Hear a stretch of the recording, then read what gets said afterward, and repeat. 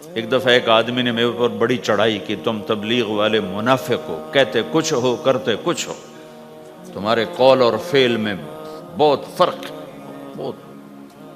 جب ان کا غصہ اتر گیا تو میں نے ان سے کہا بھائی 100 نمبر تو اللہ نے بھی نہیں مانگے، آپ کیوں مانگتے ہو؟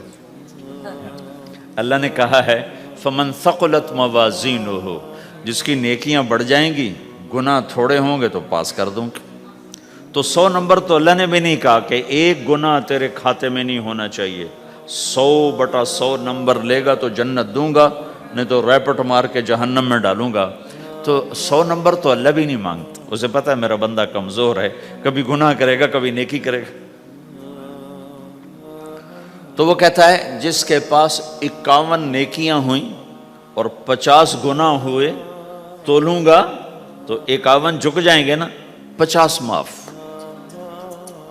مثال دے رہا ہوں میں، ہمارے علاقے میں ایک زمیندار تھے، وہ ذکر بھی بہت کرتے تھے، گالیاں بھی بہت دیتے، ادھر سبحان اللہ او تیرے فلانے، الحمدللہ کے ساتھ ایک پھکڑ تولتے تھے، ساری زندگی وہ ایسا ہی کرتے رہے۔ جب وہ فوت ہو گئے تو کسی نے ان کو دیکھا تو انہوں نے پوچھا کہ میاں صاحب آپ کے ساتھ کیا ہوا، آپ تو گالیاں بہت دیتے تھے۔ خود ہی انہیں پوچھ رہے آپ تو گالیاں بہت دیتے تھے تو آپ کے ساتھ کیا ہوا؟ کہ اللہ تعالیٰ نے میرے ذکر اور میری گالیوں کو تولا تو میرا ذکر بڑھ گیا تو میری بخشش ہو گئی۔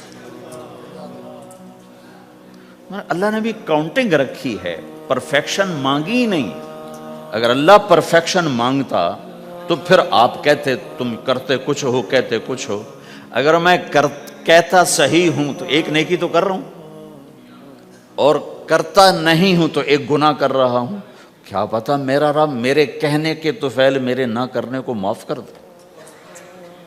بس ایک صورت میں ہے کام خطرناک کہ اگر میں اس کہنے سننے کو اپنی دنیا بنانے کا ذریعہ بنا لوں پھر خطرناک ہے۔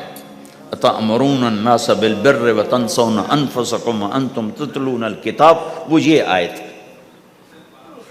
لیکن اگر میرے اندر اخلاص ہے تو پھر میں انسان ہوں، کبھی اچھا کروں گا کبھی برا کروں گا، لیکن میرے ذمہ صدا لگانا ہے۔ تو بھائیو اس تبلیغ کے کام کو کرتے رہنا، کرتے رہنا، اس سے ایمان بنتا ہے، ایمان سے دین وجود میں آتا ہے۔ دین کے 2 حصے ہیں، ایک عبادات ہے جس میں نماز سب سے اہم ہے، پھیری پہ ہو گھر پہ ہو نماز نہ چھوڑو۔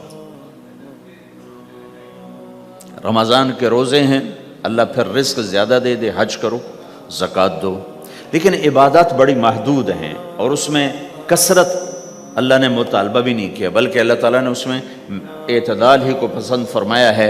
اللہ تعالیٰ نے ہمارے نبی لمبی لمبی نمازیں پڑھتے تھے تو اللہ تعالیٰ نے روک دیا کہ ما انزلنا علیک القرآن لتشقی، میرے نبی میں نے تمہیں قرآن اس لیے نہیں دیا کہ تو لمبی لمبی نمازیں پڑھ کے تھکتا رہے، درمیان نہ چل، درمیان نہ چل۔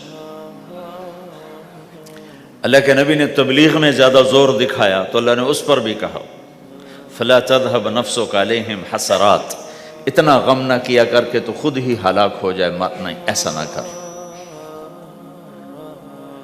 تو عبادات محدود ہیں اور اس میں اعتدال مطلوب ہے۔ سارا دن مصلی پہ بیٹھنا یہ اللہ نہیں دیکھنا چاہتا، اللہ یہ دیکھنا چاہتا ہے کہ تو باہر جاتا کہ میں دیکھوں کہ اب تو کیا کرتا ہے۔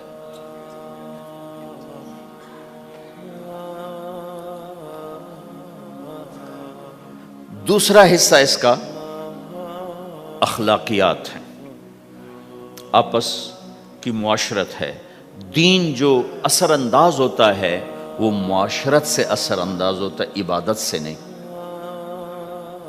عبادات سے نہیں۔ عبادت تو مسجد کے اندر ہے یا مصلی پر گھر کے اندر ہے، روزہ اندر کی چیز ہے، حج بیت اللہ میں ہے، زکوٰۃ مسلمان کو دی جاتی ہے۔ تو دنیا میں دین پھیلنے کے لیے اور اپنوں کو دین کے قریب کرنے کے لیے جو سب سے بڑا عمل ہے وہ بھائیو اچھے اخلاق ہے۔ یہ دوسرا حصہ میں آج بیان کرنا چاہتا ہوں۔ اللہ کے نبی نے فرمایا ایو عُرَى الاسلام اوثق، مجھے بتاؤ اسلام کا سب سے مضبوط عمل کیا ہے؟ تو صحابہ نے کہا الجہاد، یا رسول اللہ جہاد۔ اسلام کا سب سے مضبوط عمل کیا ہے؟ صحابہ نے کہا جہاد، تو آپ نے کہا وَحَسَنٌ وَمَا هُوَ بِهِ، ہاں ہاں جہاد بہت اچھا عمل ہے لیکن سب سے بڑا عمل نہیں ہے، سب سے مضبوط عمل نہیں ہے۔ انہوں نے کہا جی الصلاۃ، نماز، تو ہم نے کہا ہاں وَحَسَنَةٌ وَمَا هِيَ بِهَا، نماز بھی بہت اچھی چیز ہے لیکن وہ نہیں جو میں پوچھ رہا ہوں، سب سے اعلیٰ، سب سے اوپر، سب سے مضبوط نہیں۔ تو انہوں نے کہا جی الحج، حج، تو آپ نے کہا حج بھی بہت اچھا عمل ہے لیکن وہ نہیں جو میں نے پوچھا ہے۔ پھر صحابہ نے کہا جی روزہ، آپ کا روزہ بھی بہت اچھا ہے لیکن وہ نہیں جو میں نے پوچھا ہے۔ تو پھر صحابہ نے کہا یا رسول اللہ پھر آپ ہی بتائیں، ہمیں تو نہیں پتا۔ تو ہمارے نبی عبادات سے اوپر لا رہے ہیں، اپنے ساتھیوں کو عبادات پہ قائم کر دیا۔ ہر آدمی نمازی بن چکا ہے، ہر آدمی روزے دار بن چکا ہے، ہر آدمی مالدار زکوٰۃ دینے والا بن چکا ہے، اور ہر آدمی حج کا جذبہ پیدا کر چکا ہے۔ اب آپ ان کو اخلاق پہ لانا چاہتے ہیں، چونکہ اسلام کی تکمیل اخلاق سے ہے۔ اسلام کو تشبیہ دی گئی ہے گھر کے ساتھ، بنی الاسلام علی خمس، تو بنیا کا لفظ عمارت پر بولا جاتا ہے، تو اسلام کی بنیاد میں ہے کلمہ، نماز، روزہ، حج، زکوٰۃ۔ اگر اس مسجد کی بنیادیں بھر دی جائیں تو اس کو مسجد تو نہیں کہیں گے نا، ہاں جی بنیادیں ڈال دی ہیں، چھت ڈالنی ہے، جب چھت پڑے گی تو پھر یہ مسجد کہلائے گی۔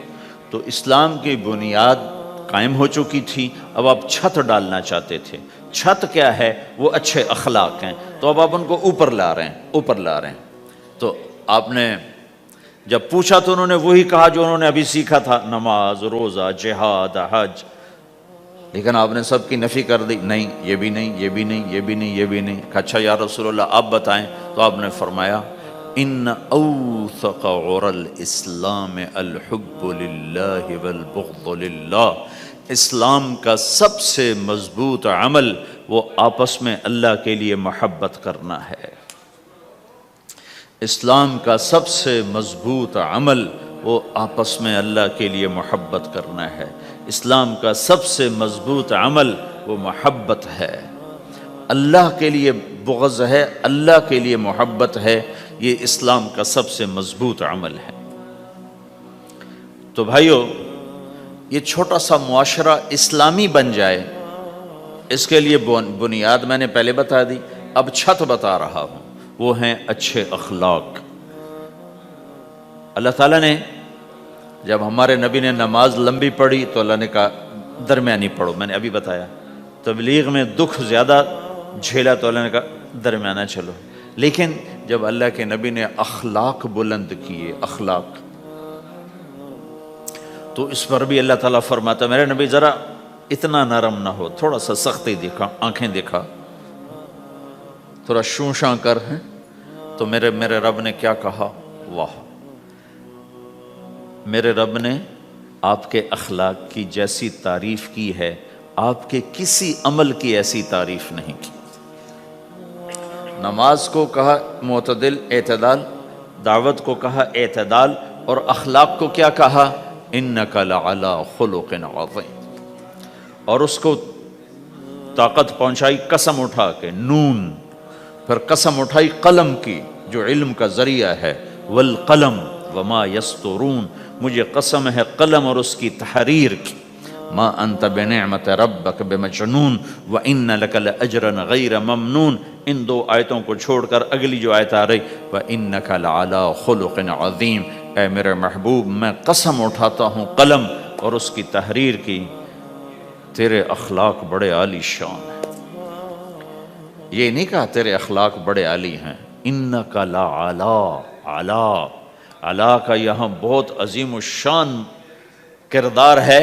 علا یہ بتا رہا ہے کہ اے میرے نبی جتنے اخلاق تصور کیے جا سکتے ہیں وہ سب تیرے تابع ہو چکے ہیں، اور تو ان پہ سوار ہو چکا ہے، تو ان پہ چھا چکا ہے۔ علا چھا جانے کے لیے ہوتا ہے کہ تمام اخلاق تیرے غلام ہو چکے ہیں۔ ایک دفعہ آپ نے فرمایا اچھے اخلاق 360 قسم ہیں، 360 قسم، 360 صفات کا مجموعہ اچھے اخلاق. کوئی ایک صفت کسی کو مل گئی تو جنت میں چلا جائے گا. تو ابو بکر رضی اللہ عنہ سامنے بیٹھے تھے, کہنے لگے یا رسول اللہ افی منہا شیء, ان 360 میں کوئی میرے اندر بھی کچھ ہے؟ تو آپ نے کہا تیرے اندر سارے کا سارا, کوئی کمی کوئی نہیں, پورے. یہ آپ نے اور کسی کو نہیں کہا, صرف آپ نے یہ ابو بکر سے فرمایا کہ ابو بکر تیرے اندر پورے اخلاق 360.